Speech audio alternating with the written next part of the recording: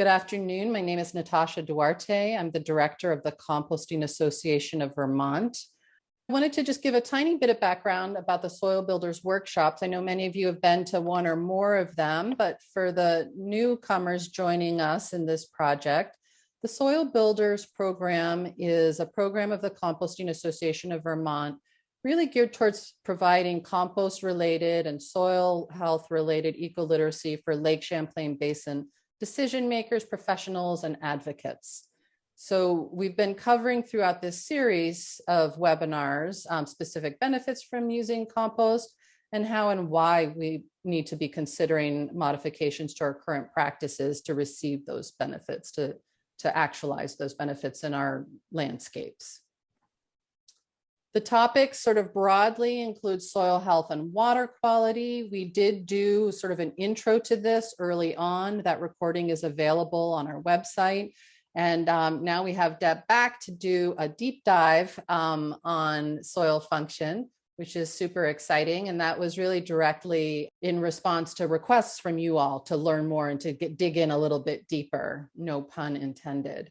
We also have the Drivers for Clean Water and Healthy Soil recorded webinar that looks at the regulations and some of the legislative drivers for this work, and then sort of an introduction and then topic-specific best management practices for compost and compost-based products. So really getting clear that not all composts are the same, and to get the results that we want, we need to understand which products to use for which applications, and Deb will be going into a bit of that today. And then we also have these education and action or next steps. We've had one of these so far, and this is really like, now we know all this great information. What do we do? How do we actually affect change in our communities and in the water quality in the lakes and rivers and creeks that we all enjoy? So all of this information in the pre-recorded webinars are at compostingvermont.org/soil builders. Just a quick thanks to my project partners, Athena Lee Bradley, Mark Companion, Chuck Dupre, Brian Giroux, Deb Neher, and Ellie Ventura. An additional thanks to the MyCav board of directors, as well as the guest panelists that we have participating in different webinars that are really making this program so successful. And of course, a big thank you and acknowledgement to the funding that we've received from the Lake Champlain Basin program and the New England Interstate Water Pollution Control Commission, who are supporting this work. And so now on to the fun stuff that is why you guys all came. I'd like to introduce Deb Nehr, who is a colleague and a project partner on the Soil Builders program. Deb is a soil ecologist in the Department of Plant and Soil Science at UVM. During her master's, she gained a foundation in theoretical ecology and then focused on ecology and epidemiology of root pathogens for her PhD. Deb then began research on nematode community indicators. She spent 6 years at North Carolina State University, my alma mater, where she initiated her research on biological indicators for environmental monitoring of soil using nematode community indicators. Deb held faculty positions in biology and environmental science at the University of Toledo in Ohio. And in 2004, she joined the University of Vermont as department chair of the Plant and Soil Science Department. In 2018, Deb resigned from administration in order to focus on applications of her extensive research to farming and to inform policy. During the past several years, her research has included pilot studies on the biological communities in compost and their role in disease suppression, including farm trials looking at compost-based products for soil function and disease control. We're going to be hearing a bit about her research today, which is really exciting. And so Deb, take it away. All right. Thank you, Natasha, for that very nice introduction. So we're just going to jump right in. There's kind of two parts to my presentation today. One is, the first one will be looking more at, physical properties of soil. And then the second part will be focusing on my research related to using compost for disease suppression. This illustration is one I really like over on the right. It's one that kind of gives you an overall perspective about how physical properties of soil can relate to water infiltration, as well as providing habitat for the living portion of soils. And in today's webinar, we're going to focus on 3 things that I have in bullets: how to manage water infiltration and nutrient availability, why organic matter and compost improves aggregate structure and reduces erosion, and then examples of using compost to manage soil-borne pathogens. So from the previous sessions we had, we discussed about when soils are disturbed or degraded, they really do not function properly. But we can use compost to help remediate degraded soils and add resilience by contributing to all the characteristics of healthy soils. The ultimate goal with compost and healthy soils is to be able to grow plants, to grow vegetation. And then the vegetation, once that's there, the rooted structure can help hold the soil and nutrients in place and help protect our water. This tripartite relationship between soils, plants, and water is possible because compost helps soils absorb and retain nutrients and moisture. And it protects plants from diseases and pests, serving to protect watersheds. And this is really important for having a healthy Lake Champlain ecosystem. We want these healthy soils to help restore native species habitat, nutrient filtration, flood resilience, and sediment retention. When we do have healthy soils, the phosphorus will bind to the soil particles that erode from the stream banks and help protect our water quality. So one of the key contributions that compost provides is organic matter. Remember, we have soils made of mineral particles. There's pockets, open spaces that contain air. This is also where a lot of the soil biology lives, and organic matter. And that organic matter is the component that compost can really add to soil. And organic matter itself is really the portion of the soil that houses and feeds the biological components of soil. So what is organic matter? You can see in this slide, it contains plant residues, plant roots, animal residues. It's got living materials as well as dead and decaying materials. Soil organic matter itself really profoundly affects soil properties and the functioning. It's involved in aggregate formation and the stabilization. It provides an energy source for the soil organisms. It helps with water retention, acting like a sponge, and for nutrient storage. Organic matter helps to regulate nutrient flows. Compost itself improves, chemical characteristics, these nutrients, providing nitrogen, phosphorus, and other micronutrients, and especially affecting their availability when the pH is appropriate. But there's a couple key components on terms of how this works. One is that it relates to capacity. Organic matter increases the holding capacity of these nutrients. One of the key features is illustrated on the upper right, where the surface has it's a surface covered with negative charges, and it ends up nutrients have a positive charge. So these can attract to each other like magnets. So opposite charges attract.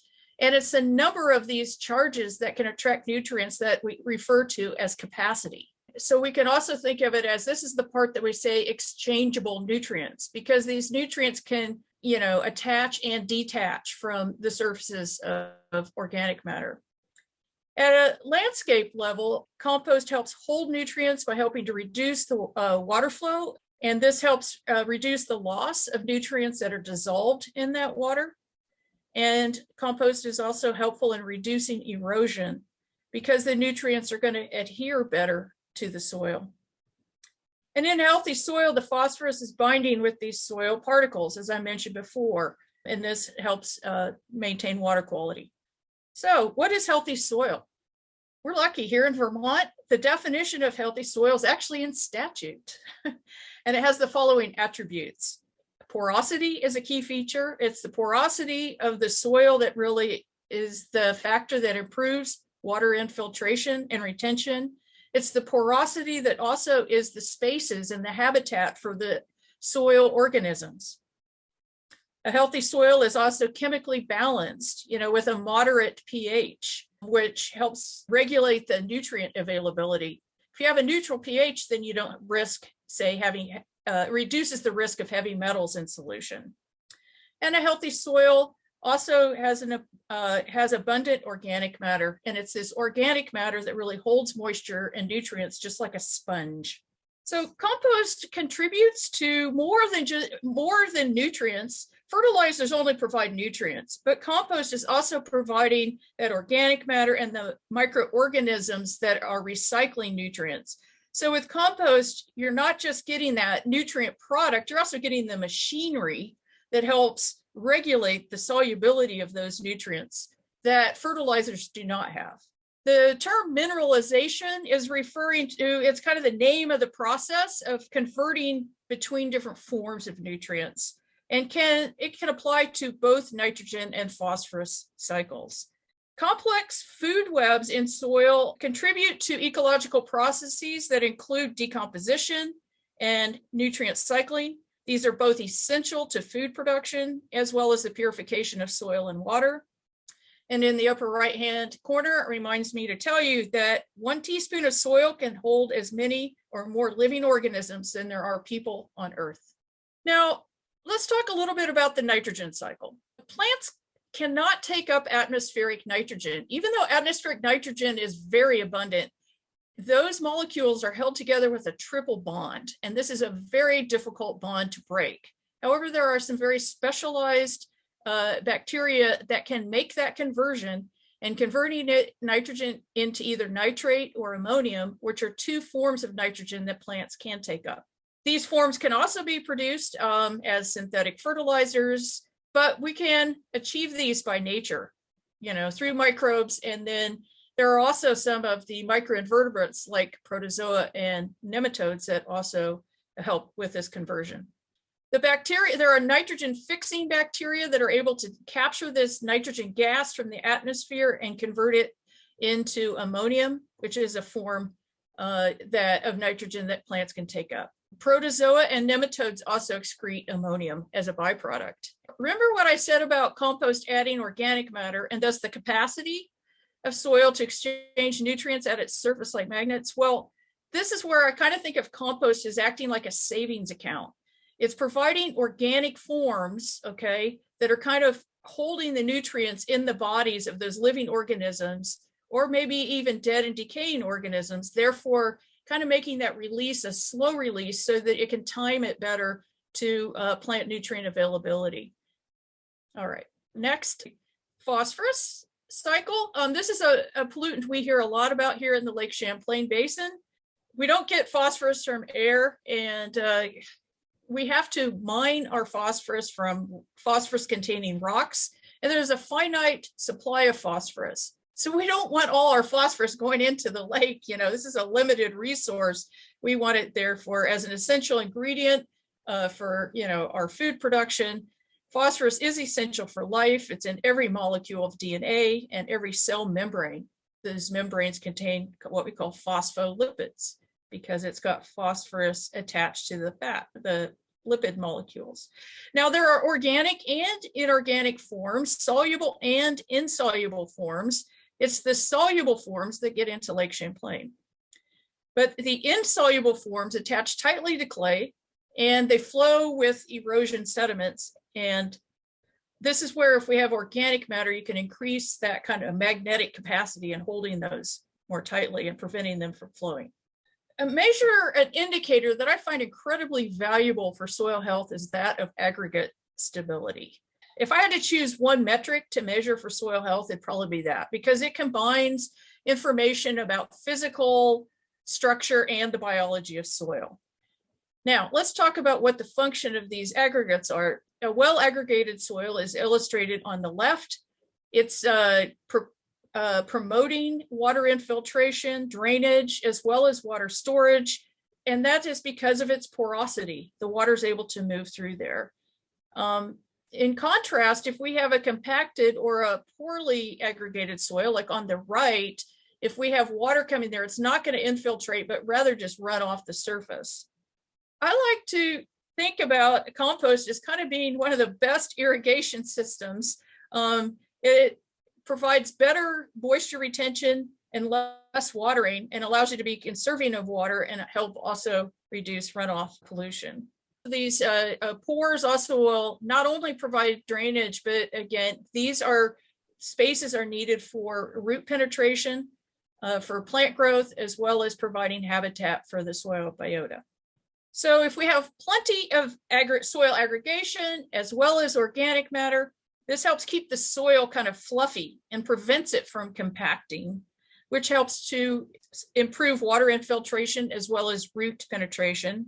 On the panel on the left, the graph there illustrates nicely how infiltration is much more efficient in well-structured soils in the green compared to compacted soils in the blue.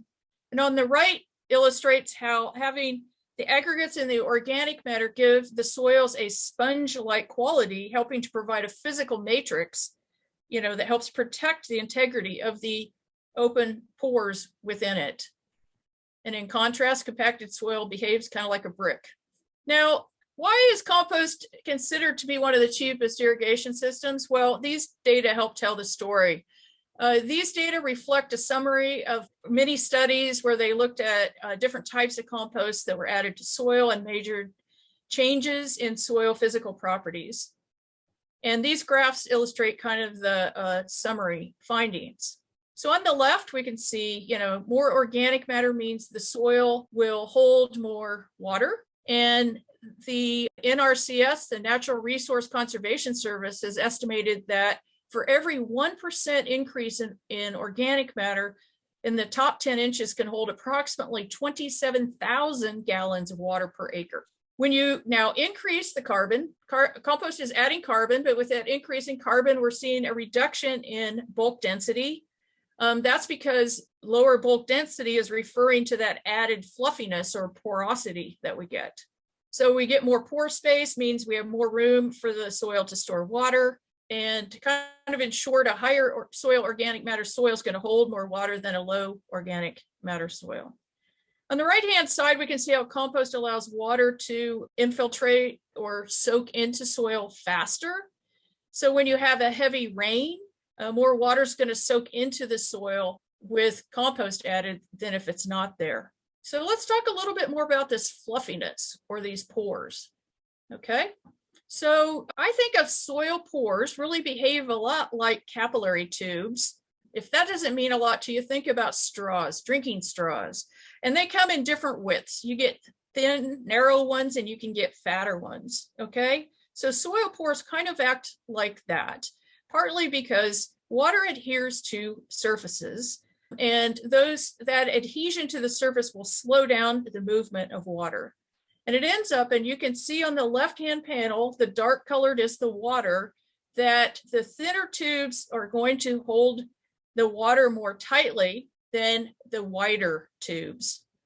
Okay, wider tubes are going to drain faster than are the narrow tubes. Now, if the soil pores in soil are so narrow, like we might find in what we call heavy soils or clay soils, it may have a lot of water there, but the plant cannot extract it because there are so many surfaces that hold that water on so tightly.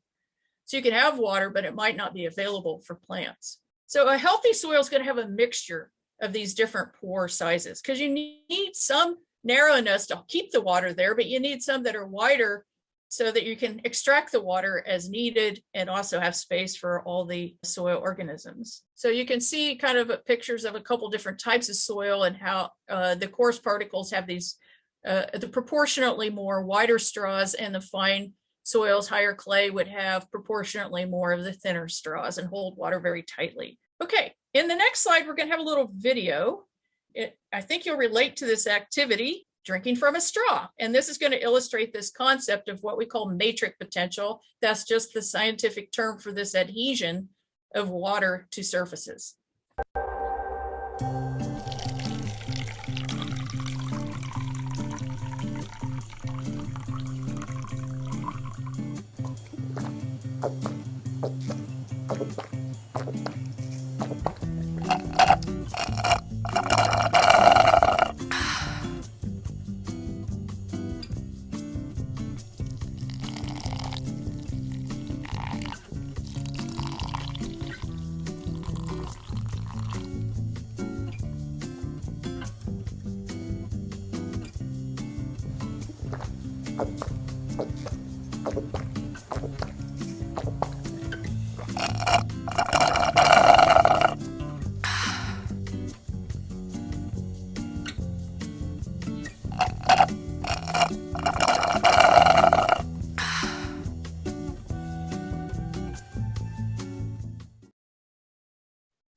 All right, so from that slide, I think it's kind of a fun way to visualize this idea of pore sizes and how that affects water availability and removal. So you can see the large cubes provide kind of a coarse structured soil, and it's easy to extract the water. They can also become soils that become drouthy because of that too. And then those that are more fine, like the crushed ice, are going to hold on to that water. And you can't, no matter how much suction you have, you still just can't pull it all off. All right, so let's move on and think about kind of what is the optimum water range for crop growth. And we contrast a well-structured soil versus a compacted soil. In the well-structured soil, we can see this balance here, that really a balance between what I'll say water and oxygen. Okay, you have kind of this optimal water range, but there's still plenty of pores that are open so that you can get air in there. Soils are teeming with life, and most organisms need oxygen. They need water, but they also need oxygen to breathe. And if you deprive them of oxygen, it's basically suffocating these organisms. Most plants need oxygen there too in the soil. So well-structured soil is going to provide, this nice balance. But if we get a compacted soil, we get a lot more resistance to plant growth, as you can see on the left-hand side of that panel. And the pore spaces become smaller, like that crushed ice, and the water is there, but those don't drain very fast. So we don't get very much oxygen in there. And so those can become anaerobic. This also affects just who can live there in terms of organisms. If you have a compacted soil, you're going to allow bacteria and fungi to live there, but it would be harder for larger organisms like nematodes or earthworms or microarthropods to live there, simply because the pore spaces are too small or too compacted for them to get in there. Small organisms like nematodes and protozoa, they can't move the particles around. They're stuck with dealing with the physical structure that is there. Okay, let's take a closer look at the next slide with the compacted soils and the different kinds of compaction. There's three major types of compaction. Before we get into those, I'll just draw your eye to the little green box there. It says indicators. A couple ways that we can measure compaction is through the measurement of aggregate stability, as well as if we look at penetration, which is a measure of surface hardness. So three kinds of compaction. The first is kind of a crusting, that surface or physical crusting at the surface. This can happen when the rainfall is hitting a fine layer of particles and they become tightly bound, so it almost becomes like a cemented surface. There can be less erosion, but it makes it really hard for a germinating seed to make its way through there. It's caused by excessive tillage and insufficient organic matter inputs. Second type of compaction would be called a plow layer compaction, and this is a result of a repeated tillage at the same depth, and it can lead to what we call a plow pan, which is just a compacted layer that's right at the depth of the plow implement. And the creation of this plow layer compaction can prevent water from infiltrating very deeply, and it can also resist root penetration to various depths, making plants stressing them out and making them more susceptible to drought, simply because they don't have access to the reservoirs of water that are at deeper depths. The third type of compaction is called subsurface compaction, and this would be any that would inhibit root growth and penetration, that might affect the anchoring of a plant and reducing access to nutrients and water deeper in the soil. So it's just a deeper compaction layer, and it's also going to make plants more susceptible to issues with drought just because they can't access the water. Notice on the little picture there, though, in the lower left, that could, when we see ponding of water on the surface after rain, that could be due to compaction, just because the water, it's not flowing off because you don't have the slope, but it's not penetrating and infiltrating either. It's just kind of sitting there, perched up on this compacted layer. And sitting there very long is going to make that system go anaerobic, which is pretty hard on plants and the soil biology. So remember I mentioned aggregates were an ideal indicator for soil health. I just want to, and the reason I say that is they're really a combination of or measures of biological activities that are also interacting with physical and chemical properties. So it's kind of like a whole system in and of itself. So if we go on the left-hand side, you can see the components of how a aggregate is made. We start with kind of the inorganic mineral particles like clay plates, and then those get covered with polysaccharides that are sugars, kind of complex sugars that bacteria produce that provides a glue-like substance to hold these materials together. And then plant roots and the hyphae of fungi can act like threads to kind of bind these into larger components, so that you can see really it's a combination of the mineral particles. We got the bacteria and fungi as well as roots. And it gives us a heterogeneous structure that's going to allow water infiltration, but also pockets of air and pores for habitat. Here's an actual slice of actual soil that we looked at in my lab. That purple color is a bit artificial, but we just did that so you could see what an aggregate actually looks like. You know, they're not perfect polygons by any means, but I think what I want you to notice is kind of just how porous soil is. It's really like a fabric. You know, we look at soil and you can't see through it because it's so opaque and it's gritty, and you think about it solid, but it's far from being solid. And if we can start looking at the networks of how those pores connect to each other, these are actually the highways of how soil organisms move around and disperse within this soil. And we can think again of our capillary tubes here. Those big open spaces are going to drain faster than the small spaces within this soil. And it ends up that you can even have an aggregate that is kind of protected from drainage. You may get all the soil moisture draining from around it, but the aggregate itself acts like an island and may not drain as predicted based on these pore sizes. And so it's just a way of kind of holding moisture in that soil, even when it seems relatively droughty. Okay, so the next 3 slides we'll have is just kind of some benefits of aggregation to just kind of illustrate that. This slide just points out how important aggregation is. As you see, aggregated soils on the right-hand side. This allows water to infiltrate. It helps reduce the risk of flooding and erosion, and it helps increases the return of water to the aquifer. Where if we have a poorly aggregated soil, the water is ponding on the surface or, otherwise eroding and flowing off of that surface. So we're losing the water. Well-structured soils also allow roots to penetrate deeply so they can access this water and nutrients, which is especially important in periods of drought. And having deep roots in the soil will help anchor those plants and help support healthy plant growth and help reduce stress on that plant so they can be more resilient or resistant to pathogens or other kinds of stress. And well-structured soils help provide an optimal environment for the soil microbes. They're providing the food as well as the shelter in these soils. Aggregates are acting like this whole system, right? Integrating biology, physical, and chemical.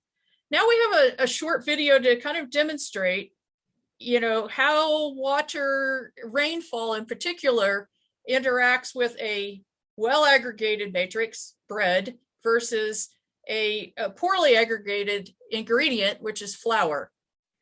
And so we're going to kind of see the role, how rain and a well-aggregated soil interface. So this is a quick little demonstration just to compare aggregated soil versus unaggregated soil. So our flour here represents our poorly aggregated soil, doesn't have a lot of pore spaces, and our bread has all these nice little pore spaces in it. So our water infiltrates really, really well. So this is styrofoam cup, poked a few holes in it to simulate rain. First I'm going to do over the flour, just so you can see, just kind of runs right off, doesn't really go through, runs off, carries all these particles with it, like poorly aggregated soil would do if it were to rain naturally. All this stuff would end up in our streams and our lakes, and that's not healthy. But over our bread, you can see that most of it is absorbed almost instantly all the way through. And see, even if we're were to rain really heavily or if there were to be a flood, still enters relatively well. Versus, well, you come back over here to the flower, it's just running off and taking everything with it. So that's a quick analogy to see how different soil types would work.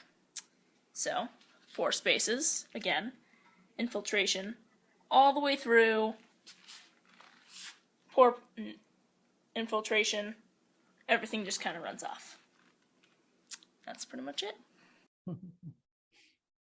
So, thinking of that video and what's going on and back to what aggregates are comprised of, you can think of the yeast as really the biological component that's acting like it's converting the flour to the bread, and it's helped to providing the glue, in a sense, to holding that structure together. So, that's not a real sophisticated method that a commercial soil testing lab might run, but they might run a test that might look like this, or this could just be something that makes a nice demonstration about how a well aggregated soil behaves. This technique is called a Slake Test, and it's basically you're dunking clods of soil in water. If you have a well-structured soil, once you put it in water, it's just going to be like on the left-hand side. You're not going to see many particles coming off. But if you have a poorly structured, poorly aggregated water or soil, it will look like on the right. And you're going to start to see soil particles leaving that and just making the water very murky and cloudy. I've seen this kind of idea even demonstrated in an egg carton, where they're putting clods of soil into each compartment where an egg would be and then adding water. And you can see how well that clump of soil maintains its structural integrity, or if it just starts to dissolve in the water. So the next cycle we want to focus on that relates really well to compost is the carbon cycle, because what compost is all about is a controlled and regulated decomposition process, and that's all about carbon. Carbon also connects us with climate change and carbon sequestration. So by having compost and adding carbon to the soil, we're getting more of that carbon in there. Carbon is really how the connection between the above and the below ground. We have atmospheric carbon that's fixed through photosynthesis into sugars by plants. The plants are putting those roots into the soil. Roots are the basic source of carbon to the soil food web. So that's the base of the soil food web, or plant roots, source of carbon. Carbon in this case, you can think of it as food, but I often think about it as more as energy. It's kind of a currency, so to speak.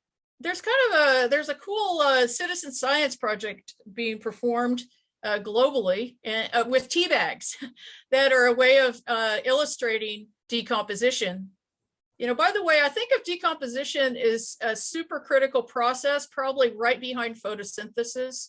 You have to have photosynthesis to fix CO2, but we need decomposition to be doing the recycling for us. If not, we would be buried in detritus and trash, so forth. So decomposition is a super important process.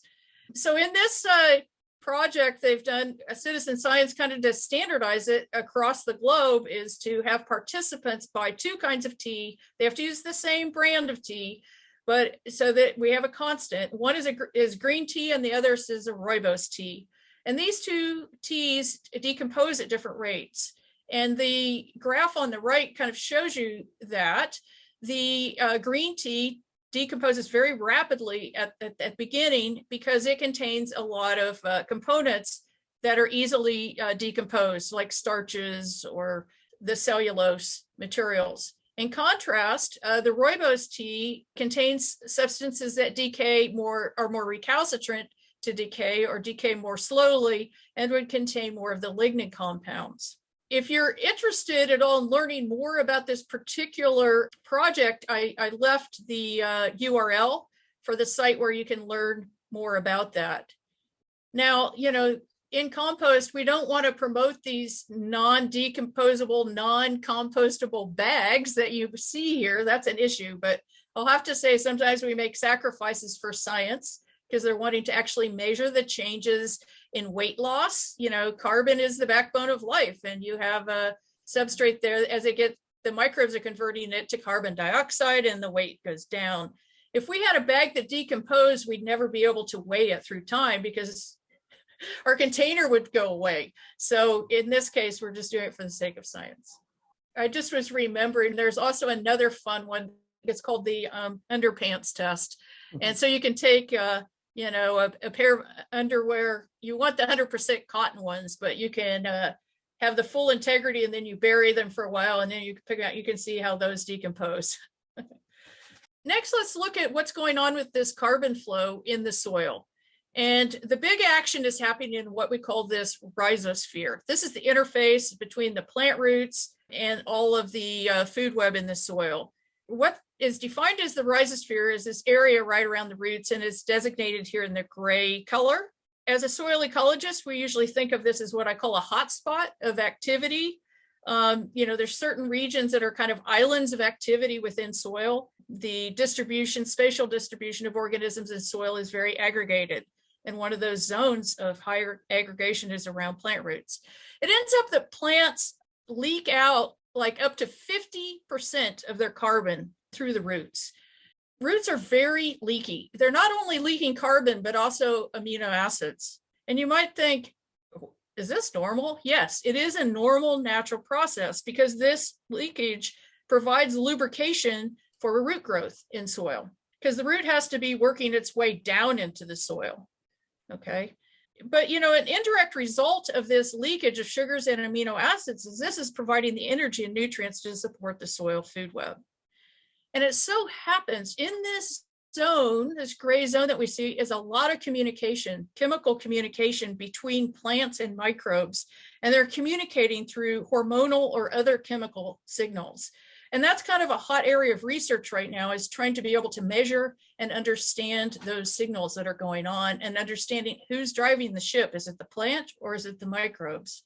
We also see microbe interactions there too. So this is the rhizosphere. Okay, so just to kind of review and recap, biological organisms play many critical roles in soil, and we see those listed here. We have this structural aggregation, nutrient storage and transformations of nutrients, nutrient uptake and delivery, as well as alleviation of water stress. And without the biology and life in soil, these functions would not happen. These are all mediated by soil biology. On the right-hand side, you get a sense of how complex that soil food web can be. And like any food chain or food web, we have different levels in the food chain. We have, the plant roots. We got primary consumers, secondary, and higher level consumers. And I would say a healthy soil is really one that contains these different levels and has a complex food web. And by having these multiple levels, you get more regulation, stabilization, and resilience within that system. All right, so now we're ready to move on to part 2, which is related to looking at disease suppression. This is an area of research I started, I think it's almost about 10 years ago. I kind of lose track of time. But during that time, there was a really severe early blight epidemic. This is a disease that goes on solanaceous plants like tomatoes, potatoes, and it's caused by a fungus called Alternaria. Well, farmers were asking extension agents what to do with these diseased plants and were being told to toss them into the landfill. I was like, oh, really? If we do composting properly, we should be able to kill pathogens. And I added weed seeds here too, by doing that properly. And by using composting, we could keep the nutrients on farm and help close the loop. So I embarked on a project with Highfield Center for Composting. That's now changed hands and reformed, but I just want to say that was a really important partnership in getting me into compost research. We see the soil organic matter, that's where the biology is happening, and the processes that the organisms are doing, they're involved in decomposition. You can see those listed as bullets there, increasing aggregation, which influences the pore structure, the humus, nutrients. And then what I'm getting to is this decrease of soil-borne diseases, okay? Because those microbes can be antagonizing. There's a lot of beneficial microbes in the soil that can help promote plant growth, either through producing hormones or triggering that, or just simply antagonizing or competing with plant pathogens. And when we start to explore this, it's a bit like thinking about the gut microbiome that you hear a lot about. We're starting to see this kind of phenomenon of a consortium and community interactions in soil around plant roots. So what do I mean by proper composting? What I'm referring to is thermophilic composting.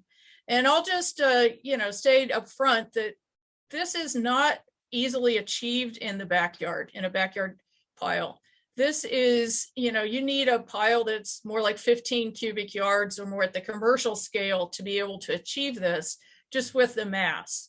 But, backyard compost, what's going into that. But if you're a commercial producer, you're dealing with materials coming, from other sources, and you're also likely to be including, especially at our state, manure into those. And we want to make sure that we have a good kill on human and plant pathogens. So when I'm talking about proper composting technique, it's employing a thermophilic compost. How do we do that?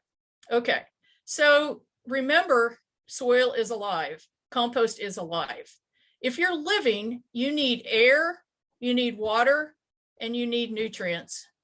And you need a right balance of that to thrive. So that's the key. So you need a carbon to nitrogen ratio that's somewhere between 25:1 to 40:1. This helps give you the structure, and it helps give you a balance of the nutrients and the energy. You have to have a percentage moisture, but you don't want it too wet because you've got to have some air spaces so those organisms can breathe. So if you get the recipe set up there so the microbes can really kick in and be active, when they're active, they're going to be respiring. And that respiration is what increases the temperature. And that's what you're trying to foster, getting that temperature up there to 55 to 77 degrees Celsius, which translates into about 130 to 170 degrees Fahrenheit. Another key thing to maintaining that oxygen and, flow is to is the time and the turning. And it depends on what kind of system you have to what the guidelines are. If you have an in-vessel or static aerated pile system, you need a minimum of 3 days. If it's a windrow system, the recommendation is to turn it a minimum of 5 times and have it at those temperatures for at least 15 days. Now, there are some variations on this theme, whether it's coming out of the National Organic Standards or the PFRP, et cetera. But the whole idea here is really trying to achieve temperatures that, are going to be lethal to these pathogens and weed seeds. So I embarked on this project. Actually, we wanted to look at if we did proper composting, could we indeed kill those plant pathogens that they were seeing that were so bad that year? One thing that's missing from the guidelines is what kind of carbon. It just says carbon to nitrogen, as if carbons are all alike, but they're not. There's some carbons that break down a lot faster, like hay, than others, like wood. Wood is a lot slower. And we know from research coming out of the 1980s that some of the disease suppressive compost included hardwood and or bark in that. So we wanted to make sure, since our focus was on diseases, to include that as an option. So we established recipes that met the C to N ratio and the moisture, either with 3 types of carbon, whether it's hay, softwood, or hardwood. And we used a control that a Vermont dairy farmer would use, which is just be like a mixture of the manure and silage coming out of the back of the barn in the spring. Then we created some bags of a plant pathogen, the Alternaria pathogen, and some bags with giant crabgrass seed. We chose that weed seed just because it's such a large seed, and if we could kill it, then we're just being conservative. So we used 2 different bag types. One was mesh and one was solid. The solid bag would allow these to only be exposed to temperature. The mesh bag would allow not only temperature, but also the microbes to interact with the material. And then we added some flagging tape sewed it on there so we could find these at different points of the composting and pull them out of the piles. And so we have, there's 30 to 50 bags there that we put into each of the compost piles. And we marked the pathogen as pink and the weed seeds as green. Then we mixed these into the compost, and you can see us doing this. This is at Highfields, and this was a replicated trial. And you can see the multiple piles there in the background. And so we pulled out bags of the weed seed and pathogens at the beginning and at various time points during the process. of reaching these thermophilic requirements and curing. So here's kind of an illustration of our sampling regime. These were all windrow based, so we made sure they returned a minimum of 5 times. Along the top there, you see T0. That's the first time. T1, T2, 3, and 4. T1 is referring to the time of compost that would match the NOFA requirements, the Northeast Organic Farming Association, saying that should be enough for pathogen kill. The stages 2, 3, and 4 are different stages of maturation and curing. This is a very complicated graph, but it does show some of the lines that go up and down like a camel's hump in the middle are referring to the temperature changes, and you can see how that goes up at the beginning, and then the thermophilic phases is when it's really high. But when they dip is because oxygen is becoming limited, but once it gets turned, that temperature goes back up again. And eventually you don't see that increase and it just declines. And that would be the cooling and maturation phase. So I'm going to refer to these T0 to T4 time points in the next few slides. First, it's always important if you're doing proper composting to be monitoring the temperature. And so we were monitoring temperature at 1 foot and 3 feet, and those are illustrated here. They're plotted versus Celsius, so you have to bear with me if you're used to thinking in Fahrenheit. The little arrows along the x-axis are related to the times that we turned the pile. And so we were basing that based on how those temperatures were going. And that way we could keep track that we were following the recommendations for the turns related to temperature. Just a couple things to note here. One is noting that the temperatures got the hottest in the hardwood over on the lower right-hand side, and they reached those temperatures really fast, okay? Softwood was the second highest. Hay was cooler, okay? Just put in your thinking about how to build a good fire. Your hot fire is with those woods. If you had a hardwood in there, you're going to have a nice hot fire. But if you're burning straw and hay, for your fire, it might be hot for a while, but it's not going to last.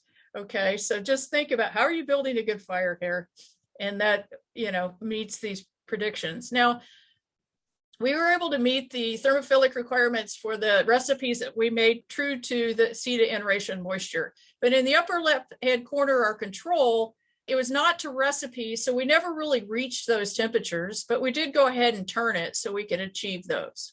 So here's an image of the microbial activity that we measured within these little bags that we're pulling out at these different times. We see T0 to T4 on this slide, and the different colors represent the different recipes. Microbes produce enzymes outside of their body. Their digestion is external. It's outside of their body. So they produce enzymes very specific to different molecules. And just to keep it simple, we measured some enzymes that measured the breakdown of starch, cellulose, and chitin, as well as an amino acid called leucine. Those are the top 4 panels. And we also have measured an enzyme called, would be lignin, which is more like that rooibos tea. The green tea is more like the top bars. But what's really cool about it is it really follows this whole pattern of ecological succession. The first materials to break down are the simpler carbon compounds like starch and cellulose. And so you see those really peaking at T1. And it's lignin that once you get the really easy to decompose carbons first, followed by those that are more resistant to decay and more complex, like lignin, as you can see in the lower left-hand panel. The activity of breaking that down the peak of that was at T3. So this was just a quick test of what's happening in the overall community in terms of kind of ecological succession. So what we really want to see here is pest viability. This is why we conducted this study. So on the left column is crabgrass seed, and on the right hand is the early blight pathogen, the Alternaria fungus. We measured for the seed, we looked at germination paper, where we could put the seeds on there and look at the percentage of those that germinated or didn't germinate. If you're looking for, if we had good kill, we don't want germination, right? For the plant pathogen, we used a bioassay with Brussels sprouts. You can see in the lower right-hand side, we'd take a Q-tip and swab it on there and then put it on the leaf and see if there was a living fungus that caused lesions on those leaves or not. So those were our measures of viability. And then the upper right row is a combination, is the mesh bag, the microbes plus heat, and the bottom row is heat only, the solid plastic bags. So it's a pretty easy story here. It's mostly a matter of time. It's not really the kind of carbon in this case. We see for the crabgrass seed, let's just take a quick look. We see, that viability or germination rate just tanks there at T1. So that is the NOFA requirement. So that requirement is actually, it's really working and killing those weed seeds. Now notice it goes a little faster when you have microbes and heat than if you only have the heat alone. It's really important to have that combination, okay? So you can see it hits 0 in the microbes and heat at T1, where it's not quite at 0 until T2 when it's heat only. On the pathogen, we saw the plant pathogen, we saw similar results, really 0% viability in all but one treatment by T1, which is the NOFA recommendations. The one exception we had was for the manure silage, the control there on the heat only. And we just, this is a mean of multiple replicates, so it's a little bit noisy there. But that one was, we saw a little bit of pathogen still surviving at T2, but then it was gone by T3 during that mature composting. So the story with that really is it will eventually kill the pathogen. It just takes longer, okay? If we'd had it to recipe, it would have gone a lot faster. That's kind of a take home there. So in conclusion, from those experiments, we can see that, we do get good weed seed and pathogen kill if we follow these thermophilic best management practices.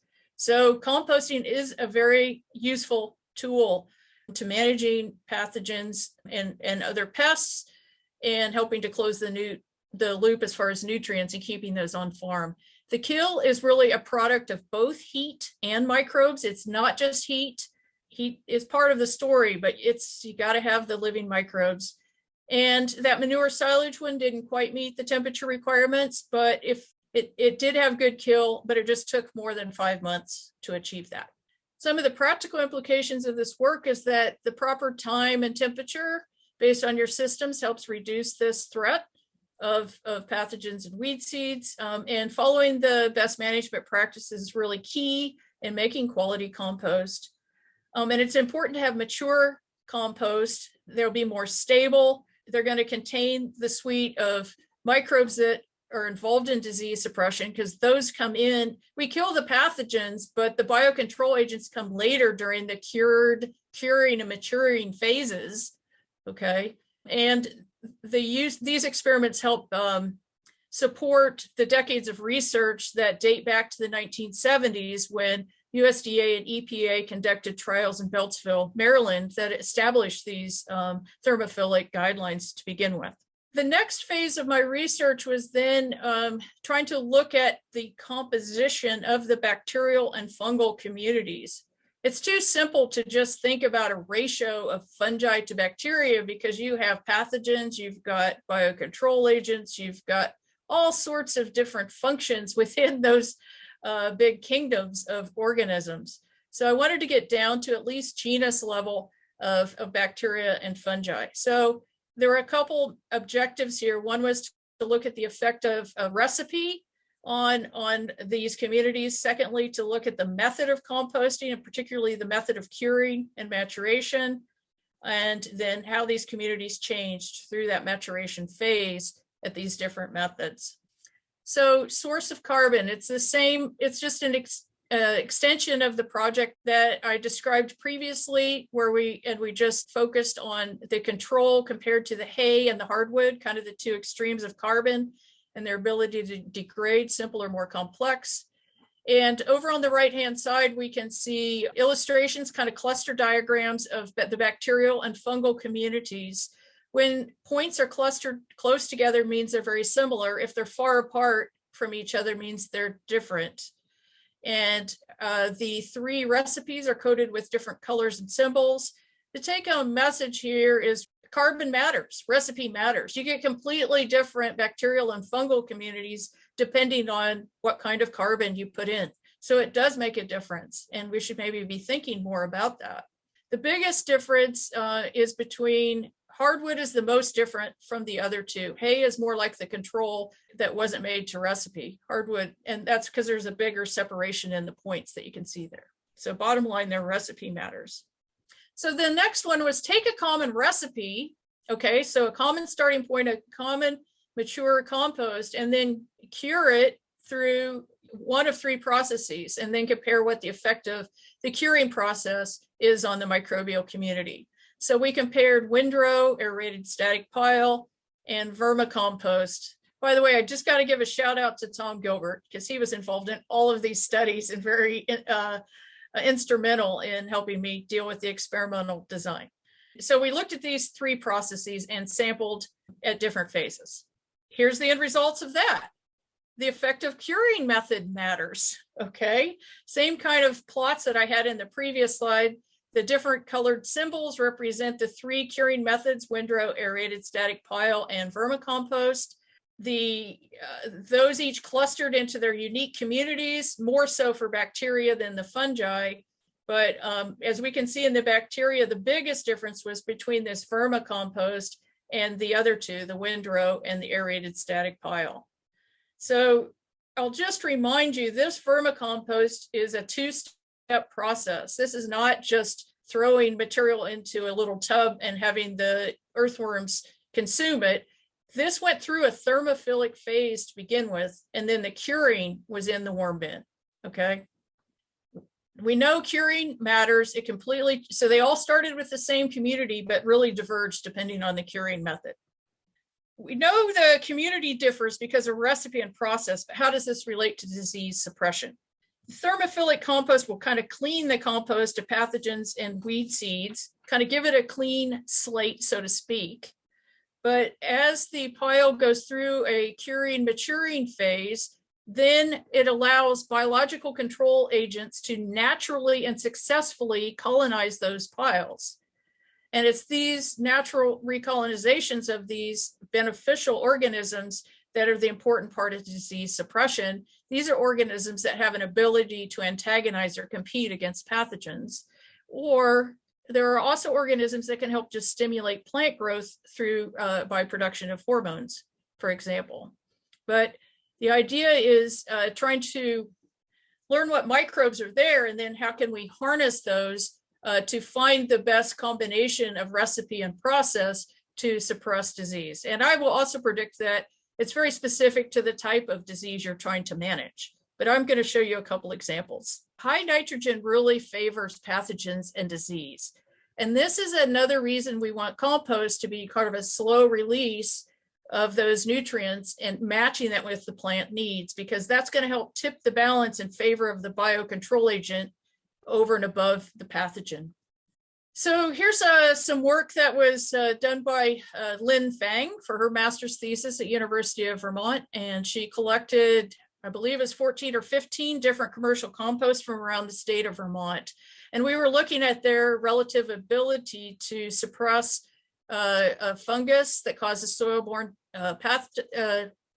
it's a soil-borne fungus called Rhizoctonia solani. It's a really tough pathogen to manage, and it's a major problem for lettuce growers here in the state. It causes bottom rot on lettuce.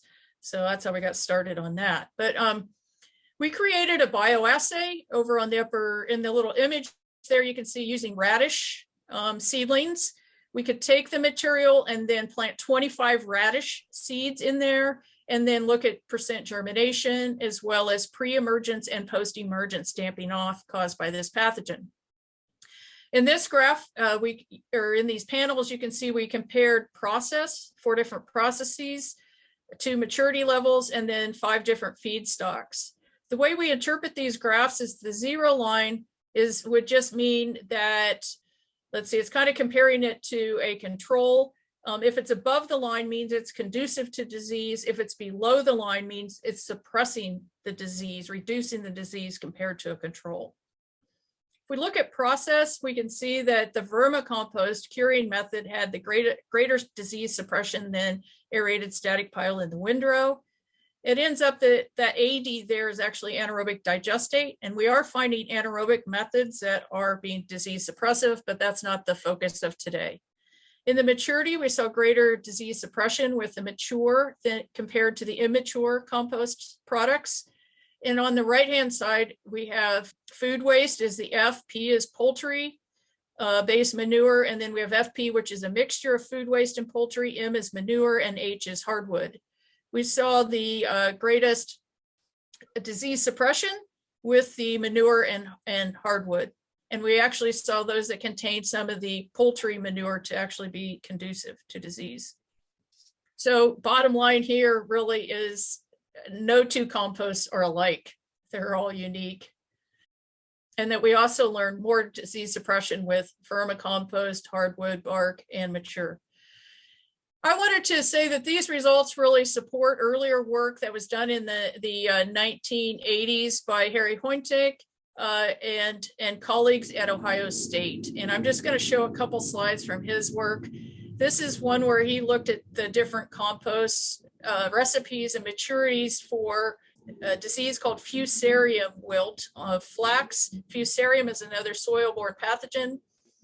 Harry did a lot of work on horticulture products and, for the horticulture industry. And they traditionally used Canadian peat moss as a soilless mix, and we're running into major disease problems. So that's the highest disease incidence in that graph there is with the Canadian peat. But if they made a compost containing hardwood bark and grew the plants in there, they saw a reduction in the amount of disease. So you can see those two lines are a little bit lower. And the difference between those two lines is the higher one is with fresh or immature material, and the lower one is with a mature compost. So the least amount of disease with a recipe containing hardwood bark and mature. This is kind of a summary of a pretty extensive set of experiments that his group did, trying to understand the mechanisms of what's happening with hardwood bark and maturity. And these are from looking at the rhizoctonia that I mentioned from our earlier bioassay. And their conclusions were that we're looking at the maturity, and the hardwood bark in there is really affecting the relative competition between the biocontrol agent and the pathogen. In the immature, tends to be relatively high in cellulose. It's those readily decomposed materials. Both can grow there, but the pathogens tend to be lazy. They really lap it up. They like the candy, the easy carbon, right? Easy sugars.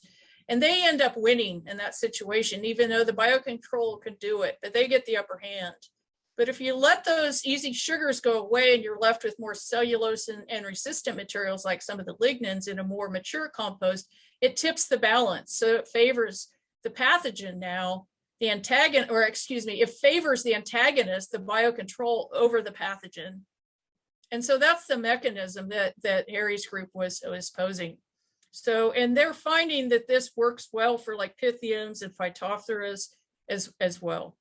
So in summary, the success or failure of compost treatments for disease control depends on the nature of the raw product, the maturity, and the process of composting. Practical implications are that more Vermont-based research is verifying that the compost can provide more benefits than fertilizers.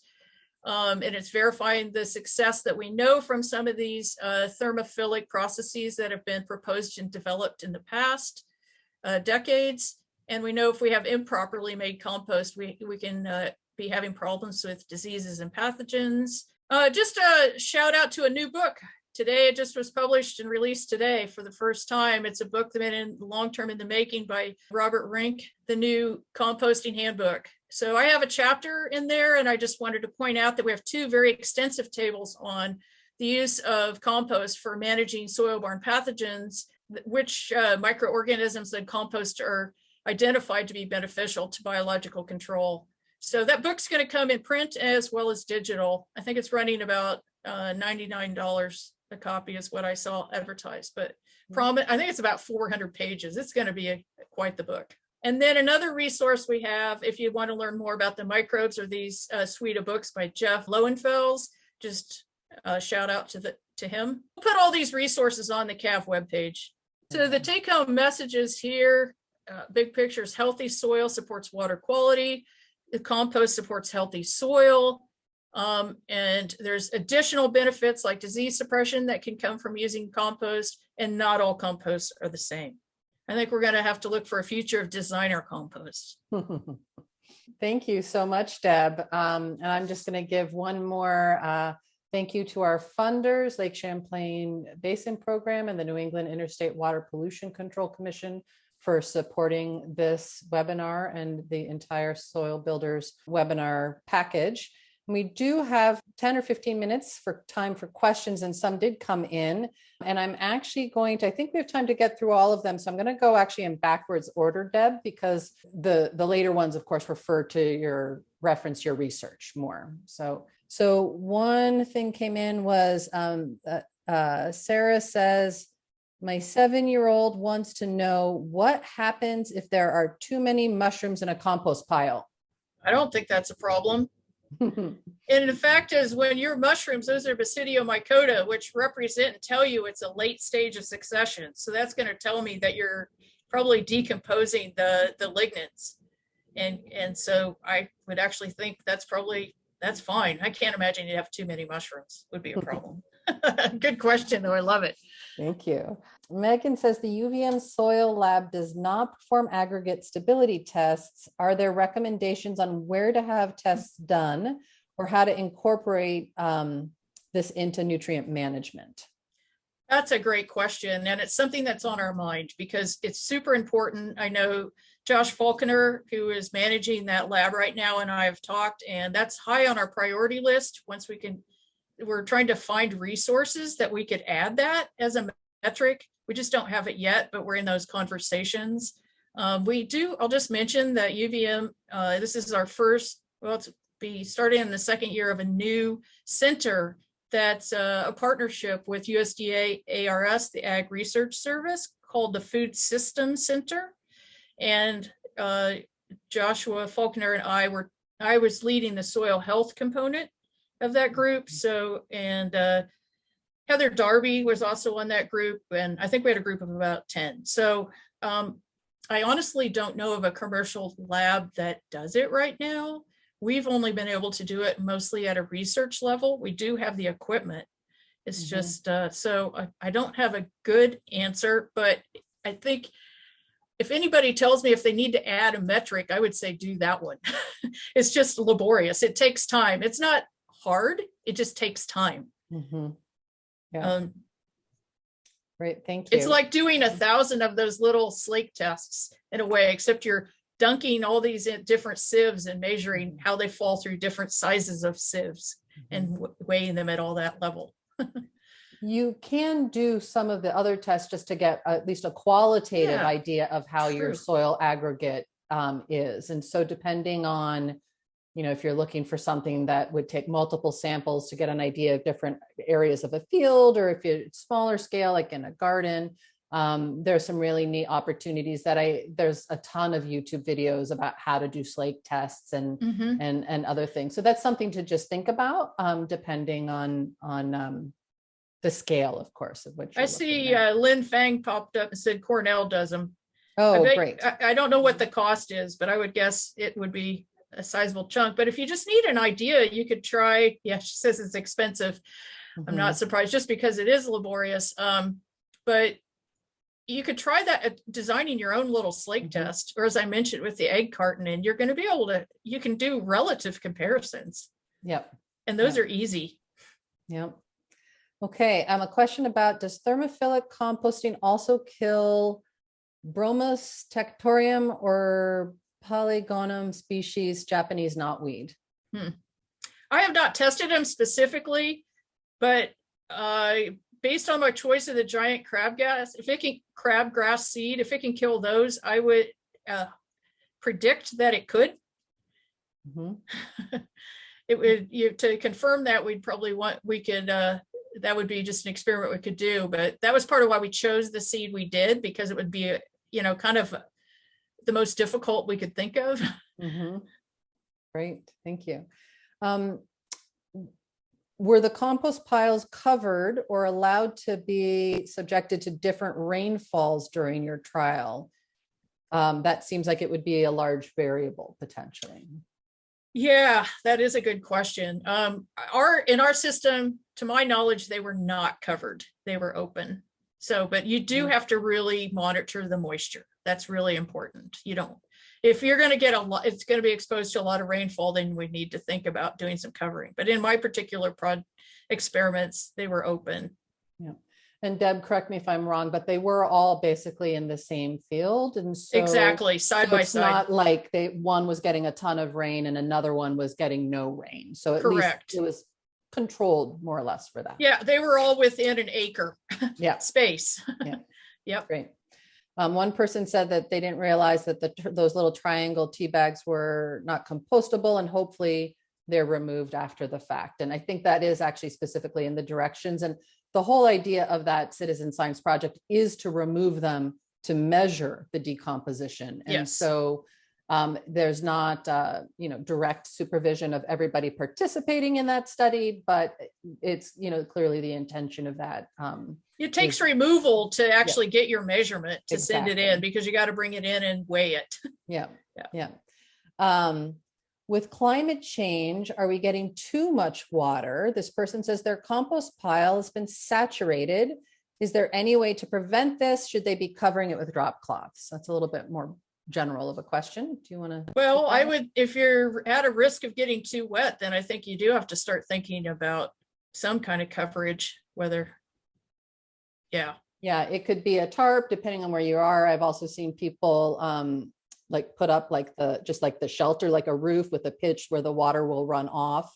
One person I worked with, actually, we ended up moving their compost pile because it was just where all the water from a pitched roof was running onto their manure-based compost pile, which was creating a big mess. So you don't want a lot of leachate. I mean, a proper moisture, but you want to, so you could squeeze it and see it glistening between your knuckles, but you don't want free water running off of your pile. Yep, exactly.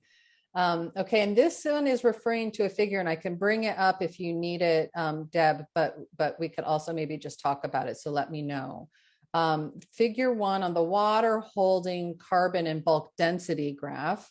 The water holding did not keep increasing even though more compost was being applied. Can you talk about what was happening with that?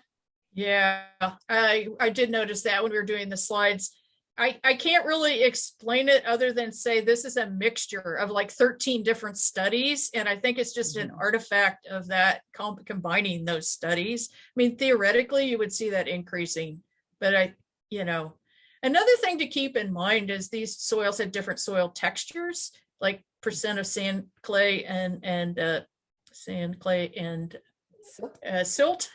And that's something you can't really change. You can change the carbon in there, and that's the part that's the water holding capacity, really, the part that you can change. But I think, it is a little disconcerting to see it, but I think it's just an artifact of this really representing a mixture of different kinds of systems in different geographies.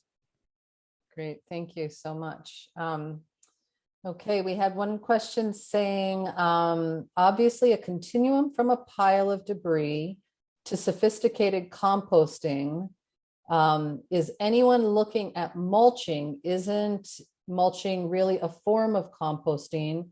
We're experimenting with this German mulching technique on our community raspberry patch, deep layers of organic material from hardwood to leaves. You can use compost as mulch, but I would not call mulch necessarily compost. Compost is a very prescribed process. It's a regulated process driven by biology that's been through. It's not just a pile of debris, and I think a lot of people want to say it's compost, but it's a very managed, controlled process. And you can jump in. Natasha, but when I think of proper compost, it's really going through that thermophilic phase. And it would have a different name if you're doing something else. Yeah. And I mean, that will break down. I mean, it will, you know, just like on a forest floor, it will that's break just down decomposition. over time. It's just decomposition. So it's not exactly compost. Yeah. Yeah. Unless you're managing it on the sort of like a spread out composting system, perhaps. But. So what's cool though, now that you bring that up, is really the process, the succession of organisms you see in the compost pile do mirror what you see in nature in decomposition. If you were out in the forest soil, for example, or in a pasture, you know, they follow the same kind of patterns as far as who comes in early in the decomposition and who comes in the middle and later. Yep. So we can learn from the natural systems about what we might expect in the composting. Thank you. Someone would like you to discuss the use of compost tea as a pathogen suppressant. Oh, that's a tough one. Tea is tough because it has a short shelf life potentially. There's and how it's managed and treated, whether it's aerated or not, you know, I think it has potential. My professional opinion would be it might be more useful on above ground foliar diseases, perhaps. It would have to be spread regularly because every time it rained, you might be washing it off. But it's something I had tried some experiments in the past. I was just unable to replicate the disease in the greenhouse environment that I was hoping to. I don't think it's been studied as well as you know, the solids. So I think it has potential. I just don't think we have a lot of strong evidence to give you concrete case studies. Yeah, and what I can think of has to do more with foliar application than a soil-borne disease suppression. So that's something to look that into. Would be my prediction is foliar. And I was thinking, because I have talked to people about maybe strawberry diseases, since that's a high cash value crop as an idea, but been interested in botrytis. There's also some, we were looking at one on cabbage. I can't remember what it was. Another one that was having problems. We have two more questions. So one is about whether compost, and I'm going to insert here thermophilic compost, has that been found to have an effect on the jumping worms? They say they found them in their home compost, and is there a way to get rid of them and still use the compost?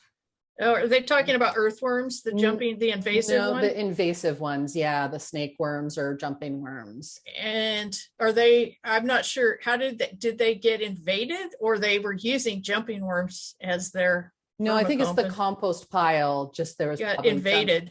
Invaded. That's my question. So I actually, do you want me to jump in? Because I've actually done a little bit of work with Dr. Joseph Gores on this. Yep, he'd be the one too. At UVM. He's definitely the local person. And maybe we'll have him come and do a talk for this coming May. There's the next Vermont Organics Recycling Summit, because this is definitely becoming more of a problem. So what has been found is that those hot temperatures will kill jumping worms as well as their egg sacs, but those little creatures are very adapted at moving to the colder edges of the pile. And so there have been cases where you see the egg, obviously the little egg sacs can't move, but you won't get a full kill. And what I actually was just speaking with him about this a few weeks ago, in fact, and he said that he's had really good luck with solarization. So really wrapping, and you can do this at your home compost. So wrap that compost pile that's infected with good plastic, solid layer of plastic, and actually weight it down at the edges, and that will kill them, because then it'll get nice and hot. So the temperatures do it, but those critters are very. So you got to constrain them spatially and force them to be in there. Yes, that's right. That makes sense. Yeah. So the temperature piece is still working. It's just you got to confine them. That's right. So if you think about a pile, it's always warm in the middle, right? And that's why we turn it to let all of that material get up to temperature. That's why the best management practices are in place with the the turning of the compost for different systems, but they're quick enough to leave the hot part and just hang out on the edges where it's cool enough for them to survive. The other thing I'll just say about that is if you do manage to kill them, you really want to make sure that you're not reinfecting compost piles by leaving them out, because you can have maybe a clean compost pile that's finished, but depending on where it is, it might get reinfected or invaded by these, by the jumping or snake worms. Well, and while you're mentioning that, some people complain and say, my compost has weed seeds. Well, two reasons could be. One is it didn't reach the thermophilic phase, but secondly, it could have been clean and maybe the seed blew in. Be another reason or to dropped cover on by birds if you didn't cover it. And then the other thing that I'll just mention that we've talked about a little bit, it just in other webinars, so just briefly, is just to remind folks that you're applying compost and you are actually, making that soil a more habitable place to for things to grow. And soil has a natural seed bank in it. And so you could also be creating a much nicer environment for those weed seeds to come up. And so it really, it's not always the compost's fault specifically. So you just use your hoe and you open, that's it, allowing those seeds to germinate and grow. Yeah. So just to keep that in mind. Yes, good point.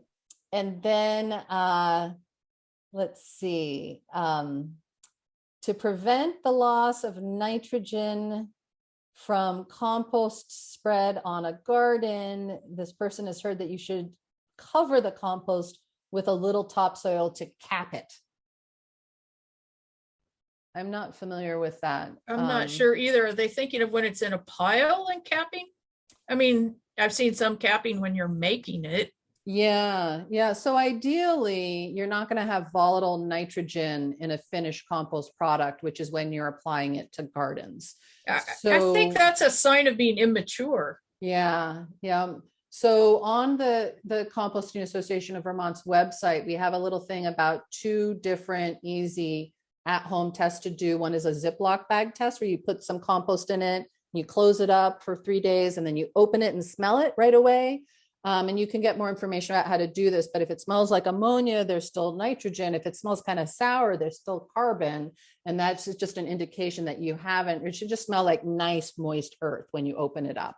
And if you those are materials that are involved in the phytotoxicity problems. If you're using immature, it may, be phytotoxic and inhibit plant growth. So that's another reason to have it mature. Let all those organic acids dissipate, not have the ammonia, etc.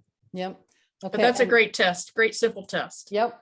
And the very last question for today, should we till native soil with compost to improve root penetration or drainage, or should we just use the no dig method and lay the compost on top of the soil? Just wondering about what is best to prevent destroying the native soil structure.